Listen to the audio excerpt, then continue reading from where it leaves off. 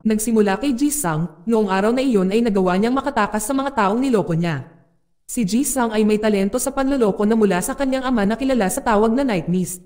Sa oras na iyon ang kanyang ama ay gumagawa ng peking passport ng isang taong nagngangalang Du Chil, na nagnakaw lang ng pera na nagkakahalaga ng 5.2 trillion at tatakas siya sa China.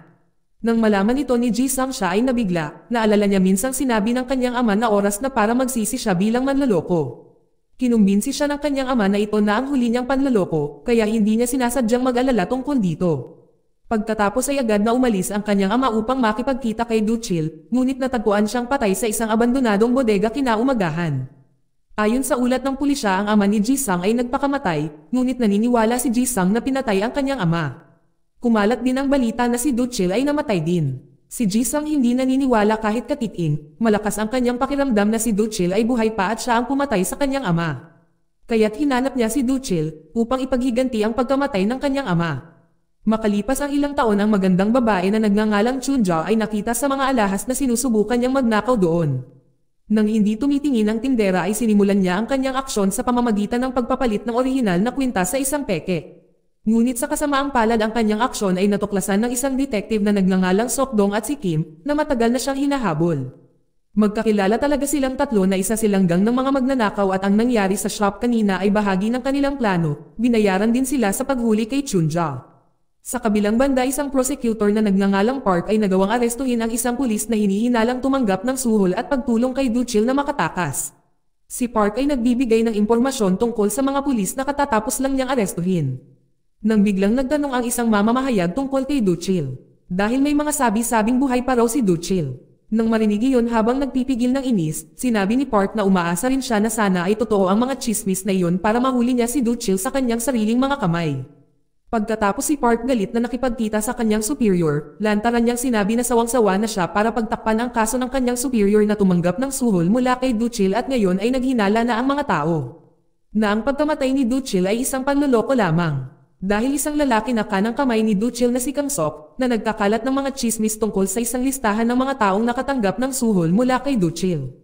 Hiniling sa kanya ng kanyang superior na agad na lutisin ang problema at pinangakuan siya ng isang napakakakit-akit na posisyon kung nagawa niyang alisin agad ang mga hinala. Si Park ay pinuntahan si Sok-dong at ang kanyang mga magnanakaw na gang para humingi ng tulong sa paghahanap ng impormasyon tungkol kay Kang Sok. Matagal na pala na sinusuportahan ni Park ang mga magnanakaw, hindi lang sila random na grupo ng mga magnanakaw. Hindi nagtagal ay nakolekta nila ang lahat ng impormasyon tungkol kay Kang Sok. Si Kang Sok ay minsang nakakulong sa loob ng 3 taon, dahil nahuli siyang nakikipagtulungan kay Du Chil. Pagkatapos nito ay nasangkot siya sa iba't ibang uri ng pandaraya at nagtatrabaho siya ngayon bilang ahente ng pabahay. Si Park ay sumugod sa opisina ni Kang Sok, ang opisina ni Kang Sok ay mukhang napakagulo. Matapos tanungin hindi itinanggi ni Kang Sok na marami siyang nagawang panloloko. Ngunit kamakailan lamang ay biktima siya ng panloloko mula sa isang matandang lalaki. Sinabi ni Kang Sok nang dumalo siya sa isang house auction. Nakita niya ang matanda at naisip niya na siya na ang susunod na target ng kanyang panloloko. Ngunit nang magbabayad na ang matanda ay nagtungo siya sa banyo at kakaibang hindi na lumabas ang matanda. Nang tingnan ni Kang Sok ay wala na ang matanda. Walang bintana ang palikuran kaya baka umalis na siya roon nang hindi niya napapansin. Bunga ng pangyayaring ito naramdaman ni Kang Sok na natapakan ang pride niya bilang manloloko. Base sa pahayag ni Kang Sok, agad na tinanong ni Park si Kim para malaman kung ano totoong nangyari. Matapos masubaybayan ang CCTV footage ay nadiskubre na ang matanda ay si Ji-sang. Si Sok-dong ay nabigla nang makita siya dahil si Ji-sang ay isang taong madalas na humadlang sa kanyang plano sa pagnanakaw. Hindi nagtagal matapos na matunte ni Kim si Ji-sang. Si Park at Sok-dong agad na sumugod para makahabol siya at pagkaraan ng mahabang habulan ay nahuli siya at binagbag at nawalan ng malay. Nang magkamalay siya, ang mga kamay ni Ji-sang ay nakaposas kaya hindi siya makatakas. Inilabas ni Sok-dong ang kanyang galit kay Ji-sang. Pagkatapos noon ay sinimulan na siya ni Park na tanungin. Tinanong niya ang dahilan ni Ji-sang kung bakit niya niloko si Kang Sok at hindi man lang niya itinanggi. At ipinaliwanag ni Ji-sang ang motibo niya na gusto niyang mahanap si Du Chil. Sa pagkakaalam nila ay namatay si Du Chil nang tumakas siya sa China. Ngunit sinabi ni Ji-sang na nakita niya si Du Chil na buhay pa, noong siya ay nasa Thailand. Ngunit dahil siya ay nahuli na ng espiya siya ay nahuli at binugbog. Mula noon ay nanumpa siya na hindi na niya ito hahayaang mabuhay muli ng payapa. Agad na tiningnan ni Park ang background ni Ji-sang at nalaman niya na walang criminal record at ganap na malinis ang kanyang pangalan. Kaya noong nakipagkita si Park sa mga opisyal at sinabi niya sa kanila ang lahat tungkol sa katotohanang buhay pa si Duchil. Siyempre ang balitang ito ay ikinabigla nilang lahat. Si Park sakay siniwalat ang plano niyang patayin si Duchil para wala na siyang iisipin pa. Gayunpaman sa hindi inaasahang pagkakataon, lahat sila ay mahigpit na tinutulan ang plano ni Park at sa halip ay isinumpo siya. Dahil sa pagtataksil sa lahat ng pagsisikap na ginawa niya upang ilibing ang kanilang kaso. Nainis si Park dahil hindi siya pinahahalagahan. Kinaladkad ni Park si Jisung sa bubong ng isang gusali at handa nang itulak siya. Sinabi niya na kung mahahanap ni Jisung si Duchil makukuha niya ang kahit ano. Sinabi ni Jisung na gusto lang niyang maghigantay sa pagkamatay ng kanyang ama. Kahit na hindi na maibabalik ang buhay ng kanyang ama. Matapos marinig nagbago ang isip ni Park. Pagkatapos ay hiniling niya kay Jisung na makipagtulungan. Noong una ay tumanggi si Jisung, ngunit dahil pinayagan siya ni Park na tapusin si Duchil kapag ito ay nahuli, sa wakas ay pumayag siya. Kinabukasan gumawa sila ng plano na hulihin si Duchil kasama ang magnanakaw na gang. Sa una gagamitin nila si Kang Sok para akitin siya dahil alam nila na mukhang pera ito. Dahil si Kang Sok ay nasa kulungan, si Jisung at Sokdong ay nagpanggap na gumawa ng gulo para sila ay ipadala sa kulungan. Si Jisung ay nag-claim na siya ang may-ari ng kasino, habang si Sokdong ay kanyang nasasakupan na nagpakilala sa kanya bilang ahente ng pabahay. Gaya ng inaasahan nila na interesado agad si Kang Sok dahil sa kanilang kwento. Si Park na sinusubaybayan siya mula sa malayo ay agad na sinabihan ang mga pulis na palayain siya. Hindi nagtagal ay pinalaya si Jisung at agad na pumunta sa kanyang kasino na kanilang pinaghandaan.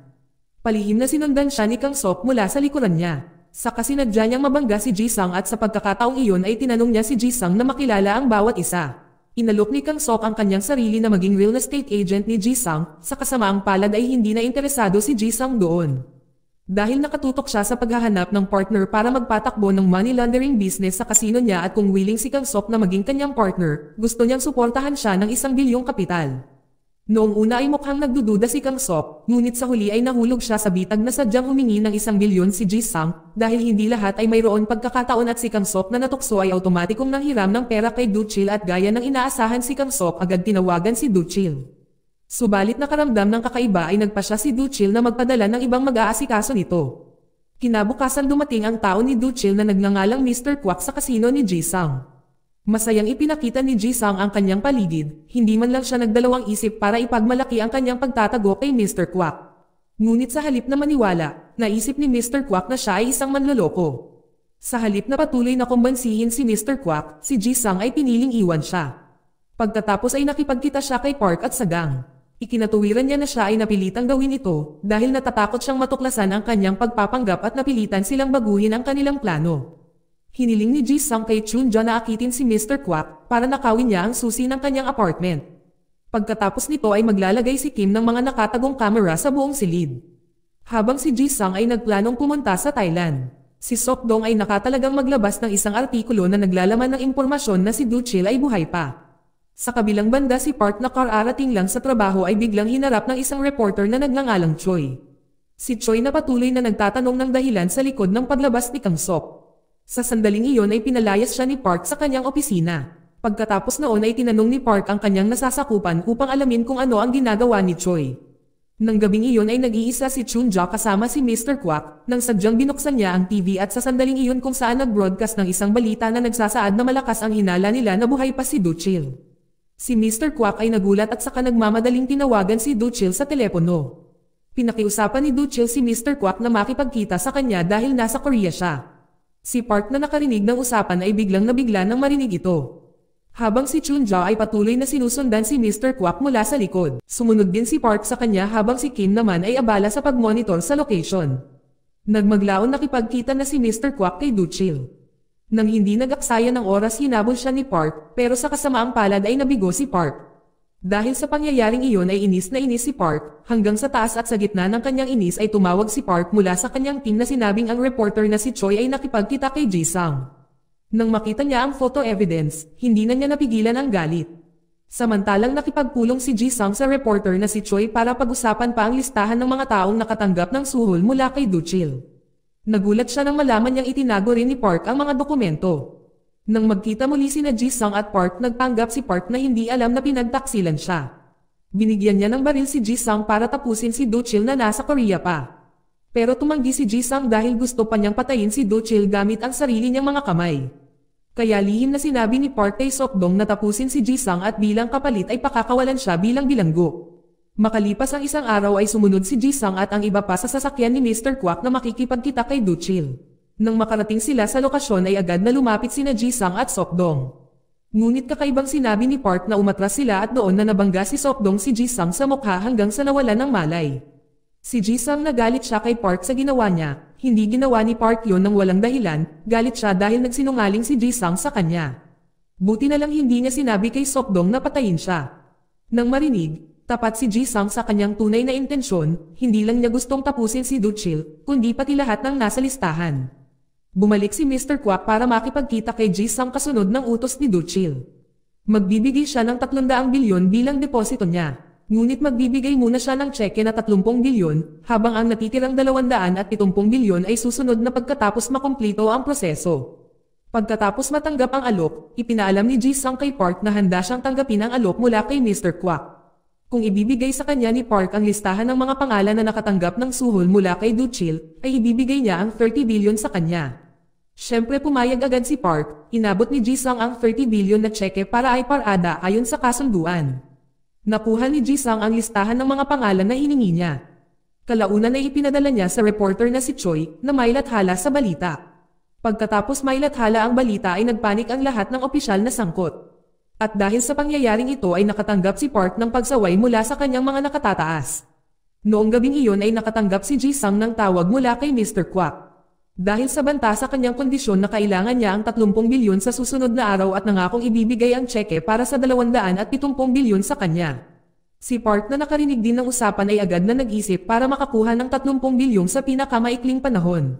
Walang ibang pagpipilian kundi ang bantaan niya ang mga opisyal na kung hindi nila ibibigay sa kanya ang pera na suhol mula kay Do-chil, sisiguraduhin niyang makukulong sila. Sa takot sa banta na iyon ay mabilis nilang ibinigay ang pera. Kinabukasan ay nagbigay si Jisung ng 30 bilyon na cash kay Mr. Kwak, habang ibibigay naman ni Mr. Kwak ang natitira 270 bilyong na tseke. Pagkatapos makuha ang tseke ay agad itong ibinigay ni Jisung kay Park na agad na nag-cash ng tseke. Binabalak niyang itago ang pera para sa kanyang sarili. Ilang sandali mamaya ay tinipon ni Park si Jisung at ang kanyang gang sa isang bodega. Noong araw na iyon ay ang execution ni Do-chil. Ngunit sa hindi inaasahan si Jisung, Chunja, Kim, ay hinuli. Napag-alaman na si Park ang nag-utos sa ama ni Jisung na gumawa ng pekeng passport ni Do-chil. Iniimbestigahan din niya si Jisung ng palihim na alam niya ang totoong plano ni Jisung. Salamat kay Sok-dong na nagnakaw ng mga datos na nakolekta ni Jisung. Pagkatapos noon ay inutusan si Sok-dong at ang mga tauhan ni Park na patayin sina Jisung, Chunja at Kim. Ilang sandali lamang matapos na ipaalam kay Park na ang tseke na gusto niyang i-cash ay naging pekeng tseke na ikinagalit ni Park. Sa oras na nagkita sina Mr. Kwak at Do-chil ay inutusan ni Park ang kanyang mga tauhan na arestuhin ang dalawa. Ngunit gulat na gulat si Park na malaman na nagpanggap si Jisung bilang si Do-chil. Lumabas na ang lahat ng nangyari sa ngayon ay ang henyong plano ni Jisung. Nang siya ay bihagan ni Do-chil sa Thailand, nalaman niyang hindi si Do-chil ang pumatay sa kanyang ama kundi si Park. Lahat ng tawag na may kinalaman kay Do-chil ay boses din ni Jisung. Kahit ang nakita ni Park sa cable car ay hindi si Do-chil kundi si Jisung. Si Sok-dong at si Mr. Kwak pala ay nagtatrabaho kay Jisung. Si Sok-dong ay kapatid ng nagpakamatay matapos kunin ni Do-chil ang kanyang pera. Katulad ng nangyari sa asawa ni Mr. Kwak, lahat sila ay biktima ng mga aksyon ni Do-chil. Kaya sila ay nagkakaisa para tanggalin lahat ng may kinalaman kay Do-chil at Park. Isa sa sila na may pinakamalaking impluwensya sa tagumpay ni Do-chil sa pagtakas sa China. Hindi nagtagal dumating si Chunja kasama ang isa sa mga tiwaling superior ni Park. Umiyak siya at humingi ng tawad at nangakong arestuhin si Do-chil kung bibigyan siya ng pagkakataong makalaya. Gayunpaman huli na ang lahat dahil pinalibutan na sila ng mga pulis, meron pang ang hidden camera na nag-stream ng lahat ng mga pangyayaring nangyari na sapat na bilang ebidensya para ilagay si Park at lahat ng mga tiwaling opisyal sa kulungan. Pagkatapos ng lahat ng nangyari si Jisung at ang kanyang mga kaibigan ay nakakuha ng jackpot ng 30 bilyon na ginawa ni Mr. Kwak. Ang susunod na misyon na kailangan nilang gawin ay ang mahuli si Do-chil na buhay pa rin. Dito nagtatapos ang palabas. Salamat sa panonood kaibigan.